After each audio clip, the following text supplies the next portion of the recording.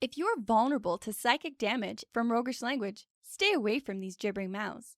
But if you intend on listening to this podcast about enriching your fantastical group hallucinations, you're too far gone already.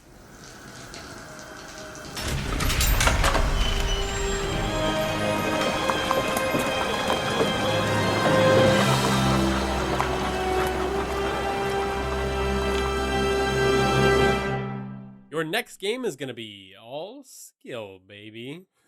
And here's why. In this episode, we're going to answer, how is the term armor class misleading? And how to keep players on the edge of their seat during combat. And is there a system that we can use to reliably represent characters that always make the player feel good? I don't know. Sounds challenging to me. Let's do it now. Welcome to the Hook and Chance podcast. I'm Travis. And I'm his brother Jordan. So, let's start off with a bang. Go on. I'm intrigued. We described in the last episode, we were talking about your character Seven and how he's a badass. So give us a recap of Seven. So Seven is basically Batman. I feel like there's these stereotypes that everyone builds one of their original characters on. Yeah. He was one of my originals. So he's a trench coat wearing, tricorn sporting, bad bama jamma that, he's a rogue, he's a warlock, he's all cool, and nothing phases him. He's come a long way, though. He has come a long way, and he's become a much more dynamic character as I've become a better role player and a better storyteller in general. But that's him in a nutshell. Okay, so the party is standing around Seven because Seven has come across a locked door and said that he is able to pick it. He's skilled. He's got experience in doing this. He knows how locks work. Yeah. It looks like a tough door, but I got this. So the rest of the party is waiting for this padlock to get picked. Let's say Seven rolls a 1.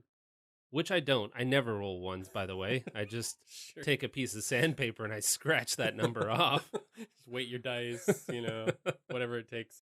But it happens 5% of the time. Even with your cheating dice. Happens 1% of the time. You roll a 1. He fails. That means that his flubbery fingers get all tangled up and he breaks his lockpick off and he slips on his leather lockpicking kit and he falls on his ass and he even gets one of the lockpicks jammed in his... No. Stop there. Done with this stupid... No, because that's not my character. That's absolute horseshit. At this point, I grab my dice and a big handful, they're metal too, and I just huck them at you across the table. If we're going to carry on this narrative, this role-playing narrative, yes, I throw all of my dice at you, they dent the walls and also your skull, and I get up and I leave the table because you've just made my super badass character look like a total dipshit. Yeah, funny. So don't do that. Can you take another stab at that? All right. He gets out his lockpick and his gear, and he takes a look at the workings of this particular model, which he's seen many times before. And it does look like a fairly challenging lock. But he asks the party for total silence, and he begins working. And he can feel each tumbler slowly clicking into place. It takes a little bit of time and some precision, but as he's honing in his focus, he feels the tip of his lockpick break off in one of the positions that the tumbler is in. Oh.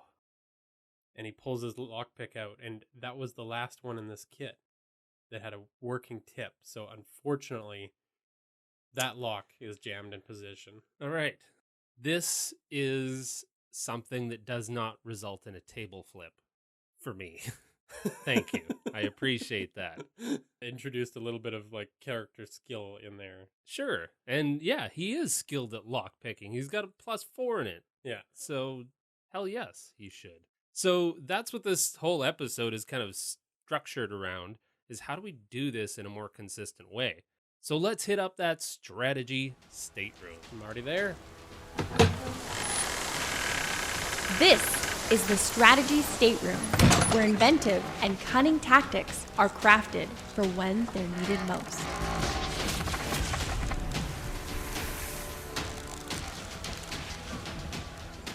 All right, so every single roll in D&D comes down to trying to hit a predetermined difficulty class or armor class. DC or AC. Exactly. So let's start with the DC. Okay. The difficulty class represents anything that you're trying to do in the world, essentially. So the DM will typically set a number that represents how difficult that is. And in the 5th edition handbook, it describes that scale. And we're using the 20-sided dice, so that scale typically goes from 1 to 30 if you're super good at it. Pretty darn good. Yeah. That's a lot of bonuses in there. So just to quickly go over that, you've got 5 is very easy, 10 is easy, 15 is medium, 20 is hard, 25 is very hard, and 30 is that legendary, nearly impossible level of skill. And a lot of folks find it really easy to consider 10 being average human ability. Like that's kind of just the middle point is a 10.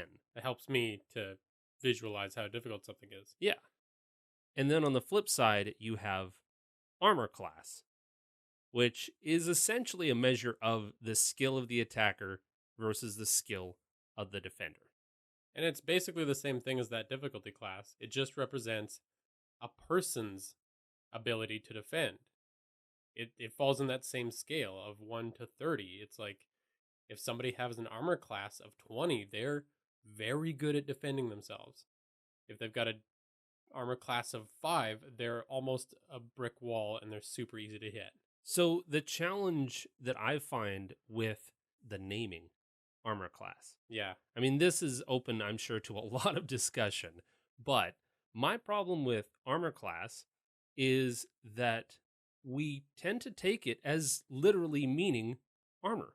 Yeah, you just envision plate armor, big shield. Yeah, big frickin' heater shield. There's nothing that's getting through that defense. A knight, basically. Yeah. Comes to mind. And so you go ahead and you try and shoot an arrow, and it kind of ricochets off the armor, and it's like, cool, armor class doing its job. Except, say, a rogue wears light armor. It represents anything that you do as a character that avoids the hit or the damage.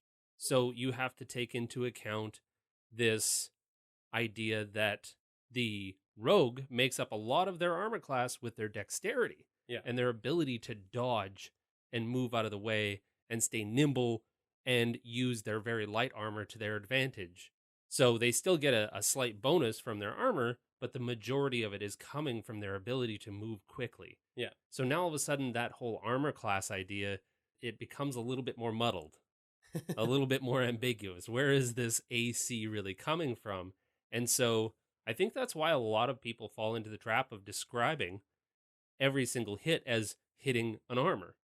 You shoot an arrow at the rogue and it didn't make it all the way through your leather armor. And so everything is just kind of like you're just blocking it with your chest, like dodging. Yeah, they're just thrusting in the face of an attack. And it's like, oh, well, yay, it didn't hit. So yeah, every class has a different way they handle it. And even more specific, every character within a class even probably has some customized way that they handle threats and handle attacks.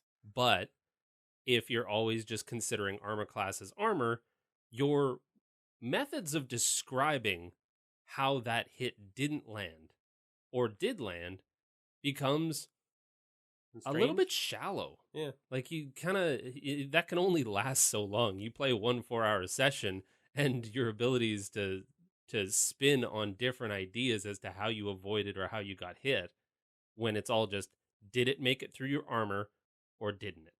Yeah. It kind of plays itself out. So let's get into how you might describe some of those differences with the classes. So as a baseline, a barbarian gets their armor class from their dexterity and their constitution. So a lot of it has, and actually barbarians are specific in that some barbarians get a pretty crazy bonus from not wearing any armor. Yeah. Like they're playing skins. So So how do you describe not getting hit when you're just, bare chesting it all the time? So they're either using their dexterity to dodge, just like a rogue might, but they're also just like they're able to take those blows to their bare skin and their face and just resist it. Constitution can be interpreted as their constitution to keep the momentum up and keep the fight up longer. So now they're dodging and they're able to just keep fighting in a way that they seem tireless. Like they're never going to start to slow down. Yeah. They actually start to speed up the more heated combat gets. And they're taking blows, but it's not affecting them as much as it might someone else. Like they can take an ogre fist to the face, and sure, they get a bloodied eye and they're roughed up, but they're still just as into the fight. And that's what makes them so cool. Yeah. Like it's like that Marty McFly versus Biff. You know, he wails him as hard as he can, and Biff just gets bigger. And it's like, that's what makes a barbarian cool, is they can take a punch and they just like, they shrug it off. Like, that's the best you got. Yeah, Biff is a barbarian. With this gang. We cracked the code. Rogues, you know, we just touched on them, but as far as rogues go, you know, that dexterity matters so much, and being able to just use the environment and just bounce off of walls to avoid an incoming arrow, and that ability to just stay nimble and light is what makes rogues really cool. And sure, their armor class literally comes from their armor and their dexterity, but rogues are typically a little more intelligent too, so maybe they're being more clever with their like you said, using the environment in unique ways that a barbarian definitely wouldn't. That's that I know I can't take the hit, so as the arrow is coming out of nowhere and I've got one sword in my hand, I'm actually grabbing the piece of loose wood and blocking the arrow that's incoming with that piece of wood and then throwing it away. Like, that's what makes rogues cool, is that they're thinking 2 steps ahead. Yeah. And then you've got fighters. Fighters are a good example. Fighters are, they're a little bit more standard in your imaginings of what this means, but they've got their armor, which can be a little beefier than the rogue. They've got their dexterity still blended in there, depending on the armor they're using, but they also have the ability to take certain fighting styles, and the one that comes to mind for armor class would be the defensive fighting style, which lets them, they've got the defensive fighting style, which lets them just add to their armor class based on their usage of their shield and their armor. Like, they're just better at it than the average person that and that's what they're pouring all of their energies into. It's not attacking. They're sitting there and they're like going full eagle eye and watching for the incoming attacks and being on the ready rather than attacking. So now you have to describe those hits not landing in a completely different way. Like, they're just staying on top of it. And if one does get through, then that changes how you describe, because they're in a defensive stance. But if something makes it through, then, you know, that kind of throws the whole plan into disarray. If you go towards like squishier classes like a wizard, they've got no armor because they got to focus on using that magic. Yeah. And they don't really have a lot of fighting skills or training. First of all, their armor class is going to be considerably lower. They don't want to get in that one-on-one fight. But if they do, they might be, you know, if an attack misses, they might be trying to use more creative magic solutions to avoiding those blows. Like, if my goblin shoots an arrow at your mage and misses, how did your mage use that? How would you describe your mage not being hit? Well, I like to imagine, like, just as a flavor, just as a description, not as an actual use of slots or anything like that, you could use something like Mage Hand that doesn't even fully form, but it's almost like an instinctive half casting of Mage Hand that slaps the arrow just enough to throw it off its course. Yeah, it's just like this fleeting little flicker of a hand. Just And I'm not trying to use that as a way to break the game. I'm just trying to use it as a way to describe my defenses that already exist mechanically. Well, and this is the big kind of challenge with this whole thing, is that if you describe my goblin as missing because he shot his arrow wildly, that makes the goblin a lot less dangerous and a lot less menacing. Yeah. And now they're just a joke. So this is why you need to consider, how would a squishier class avoid a hit without describing it as the goblin is completely ineffective. Because if 3 shots happen to miss and they go completely wide, then my wizard is probably just thinking about laying there and taking a break. Yeah. He's not in any real danger. But if I'm barely avoiding each one, then I'm still thinking I got to scramble out of this situation and take that goblin down. So as an example, let's talk about a monk. I love monks. Monks are amazing. Monks are awesome, but very similar to, say, the barbarian, monks get actually severely penalized if they're wearing any armor. Yeah, and so when they're not wearing armor, their armor class comes from their dexterity and their wisdom. Like, it really chips away at this idea of describing our armor class as literal armor, because they're not wearing any, and in fact, the majority of their ability to not be hit comes from their wisdom. You know, you have to consider that for a moment. What does wisdom mean when it comes to defense? It means you're ready for anything. You're in a calm state of mind. Now we're getting into the monk. Yeah. The monk is cool because it is Zen AF. It is ready for anything.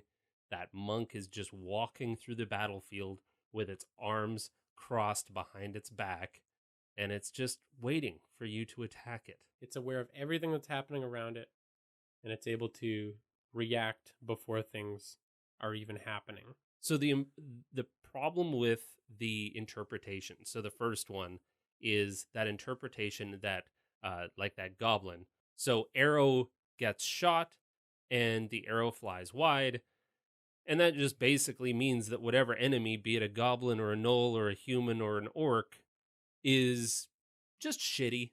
Kind of like Stormtroopers. They cannot hit anything that they're aiming at. So my monk is walking down a road by himself, and that goblin pops out and shoots an arrow super wide. Okay, well, I'm not really too worried. The tension's gone. That could have been a rock, and you would have still missed. And yeah, your monk doesn't even look up, because it's just like, whatever. And if you're trying as a DM, this can be really frustrating. If you're trying to build tension and you haven't thought of how to describe a hit missing other than the shot going wide or the swing of the sword, you don't even have to duck because the monster rolled a 1 or a 2 or something incredibly low.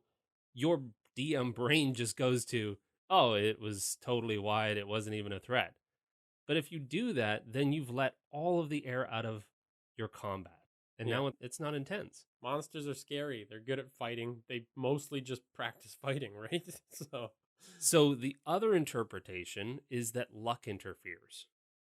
Okay. So Goblin pops out of the bush, trains his bow on me, looses the arrow, and a gust of wind knocks it off course. Okay. Well, still didn't have to move. Yeah. Still, I mean, I guess it could be threatening. Yeah. But good thing that Mother Nature's on our side, I guess. I don't know. And it's a little more intimidating. Yeah, sure. It has a, things could be bad. So there's still a little bit of tension there. But my favorite and my go-to, and I know you and I have worked on this quite a bit to try to make sure that we always hit this mark, is that the third interpretation is that skill happens. It's always skill. Because if this goblin has been hiding in the bushes and sees the monk walking along and says, ooh, easy mark, he's hit something in the past to infer that he can, in fact, shoot a bow. Yeah. So at this point, the arrow is flying directly at the monk. And the monk just steps barely to the side, moves his head 3 inches to the left, calmly watches the arrow go by right in front of his face. The monk heard the twang of the bow and heard the arrow cutting through the air and knew exactly how far he needed to go. And just instinctually moved and jerked their head back very calmly and smoothly. Yeah. And now neither one, the goblin nor the monk, looks like they're potentially not a threat at all. Yeah. So I'm ready for a good fight now. Anytime an attack happens, it is going to hit, except skill interferes. And as a player, a narrow escape or a quick sidestep or using the environment or a quick block of the shield feels way more intense and satisfying as a character to know that you are in fact skilled. Yeah, to know that you're the one succeeding, not just things are happening and you don't really matter in the situation. So you created a rock solid system. I don't know, as soon as you were halfway done explaining it to me, and I said, this is the magic. And then I ran to tell Rumor, because I was excited. The reason that this came to mind was that as a DM and a player, it's way easier to be creative within certain confines. And I think that's true of every situation, even outside of D&D. Like if you have a direction to go, you can be creative within that direction. And sometimes without this, I would nail a description and it feels good. Everyone's into it. But sometimes something just came out that I didn't feel right about and everyone kind of lost interest in the combat. And then it's like, how do I try and bring this back now? Yeah. For me as a DM, it's incredibly frustrating when I don't know exactly why something fell flat. Yeah. And I'm just like, how do I do that again? I just feel like you're wildly scrambling. You've got like 10 strings in your hands and you don't know how to tie them together. And especially as a DM, when you're trying to manage 50 things in your brain at the same time, I need some kind of structure. Otherwise, it's just scattershot. It's like, maybe I'll make it. Maybe this game will be okay. And maybe it won't. This resonated with me a lot because I have always felt that it's not worth making people roll for ability checks that aren't actually challenging for the sake of making a check.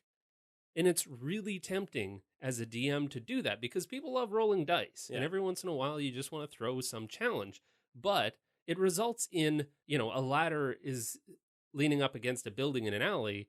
And a player says, yeah, I want to run up to the top of the ladder and I want to take a bird's eye view. Well, anybody, including children and small cats, can run up a ladder. Climb ladders So don't make a player roll an ability check for that, because if they roll a 1 on that ability check and they fall on their ass, that undermines the coolness of and clearly the hero character in this scenario is not as skilled at climbing ladders as a small tiny kitten. And it just wasn't necessary for the story too. It's just like it didn't drive anything forward. Yeah. Whereas if they're in the middle of combat and arrows are flying at our hero, now climbing that ladder has a bit of an implication. Yeah. What happens if the player gets hit or falls or is trying to dodge while climbing a ladder? That requires some skill. There's a challenge of dodging arrows while you're climbing a ladder, and like it's easy to describe why you might fail at that. So to build on this, as a character, you are skilled in things. Certain things you have a +2 or a +5 in doing. Perceiving and athleticism and all of those things. And you've put those points in there for a reason. So if 10, as we mentioned before, is average, anything that you have a +5 to is some serious skill. Your character has practiced that. And it's kind of to the core of who they are, that they're good in certain skills. And if you have a negative in a certain skill, if you fail at it, then it's expected and natural. And it's not like if I'm playing a really weak wizard that's trying to climb that ladder under duress, he's probably going to have a tough time with it. And that's fine. And that doesn't make my character feel less. Yeah, it's not cutting at the core of who that character is if it doesn't make that skill check. But if it does, then that's a pretty heroic, kind of cool thing. You're like, whoa, it happened. It worked. Even though I didn't have skill, I still made it. So the system is, if you have a bonus to a skill, anytime you succeed at that skill, you describe it as being skilled.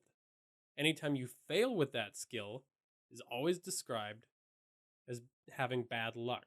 Something else beyond your control intervened.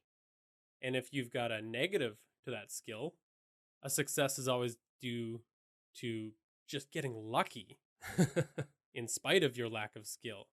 And if you fail with it, then the lack of skill defines that failure. It's a clear, obvious conclusion. So let's just run through a quick example to make sure that's crystal clear. So you've got this human barbarian with a considerable athletic score, and they're climbing a wall with a +6.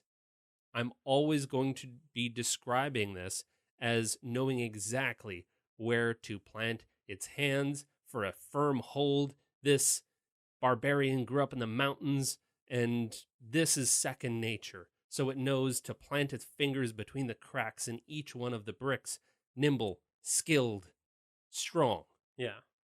Then you've got a gnomish artificer who's spent their entire life inside a laboratory somewhere and really isn't all that great at climbing, but attempts the exact same climb, but it has a minus.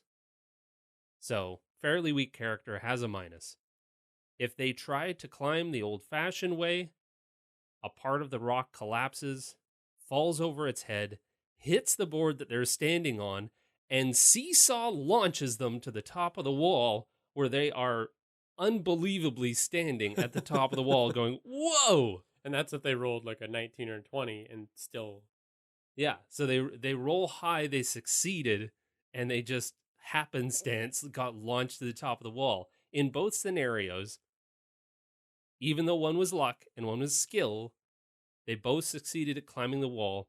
Both characters feel as though they have been played correctly. Yeah. And so then if you were to talk about the failure of those characters, you've got the barbarian. You know, he goes to reach for a really solid handhold, but he couldn't tell that handhold was a crumbling part of the wall, and it makes him lose his grip. Now this failure feels like it's a part of the world, and it's luck, and shit luck at that. Yeah. And the barbarian falls or loses its grip and is now just like holding on by one hand. But of course, you take that gnome artificer, and he's trying to climb the wall, and it's really easy to describe why they can't, because they just don't have the grip strength. Like, they get a few steps up the wall, and I don't know if you've ever been rock climbing, but you kind of just like freeze in place because you have no idea where to go next. Yeah. And now the artificer has to ask for help. It's like, oh my God, I can't do this. And now the barbarian gets to help, and everyone's played their characters correctly. Nobody feels kind of cheated out of doing or failing at what their characters are really good at doing. Yeah. I think this can be extrapolated into social scenarios. Like, I have a Goliath that is absolute shit at charisma. Yeah. Like, I took definitely my dump stat. It was like a -4 or something like that I have in charisma. So if my Goliath is trying to talk to the innkeeper into giving us a discount for that first night, and I'm like, this place smells like cheese. If you somehow succeeded that roll, like you rolled a 19 or a 20 again. And like, the DC was 10 or 12. So we're talking luck at this point. It's totally luck. So the innkeeper says, well, actually, I love cheese, and I keep cheese around the corner. That's why it smells like cheese in here. And it's like really impressed at my nose for cheese. Yeah, it's like a connoisseur of it. Yeah, it's just like, oh, wow, we're two of a kind. Of course I'll give you a discount. Like, that's how my really bad charisma can still succeed once in a while and have it true to character. Yeah, and my character will not get away with that a second time unless I can roll for it, rather than just being really good with words. Mm-hmm. And this extends to combat too. Yeah, so it's the same concept, but we're assuming that two combatants are probably going to be trained in the use of whatever weapons they're using. And usually, both combatants have a plus to the attack roll. Yeah, in typical scenarios, you're never going to use a weapon that you have a negative to. Right, so in that case, we're talking a skilled combatant versus a skilled combatant. So you're always describing these situations as being skillful. And that means that there is no room for shots to go wide or swings to miss without there being a skill component involved. I'm not just flailing. Yeah. I'm not stumbling. I'm not bad at fighting with a sword. This is my jam. I have a +4. Yeah. I'm trained in this. Of course, unless your character is really trying to do something outside of the scope of their abilities. So if we bring up that gnome artificer again, they're out of spell slots. They've got nothing left, and they pick up a bow as a last-ditch effort. So they've got a -2 to this shot. That means the shot is going to go wide. They've never shot at a target before. But if it is a successful roll, despite that, then they manage to get that kill on the orc in just a wildly lucky shot. Like they aim the bow, they close their eyes, they said a little prayer, they just let fly, and it managed to.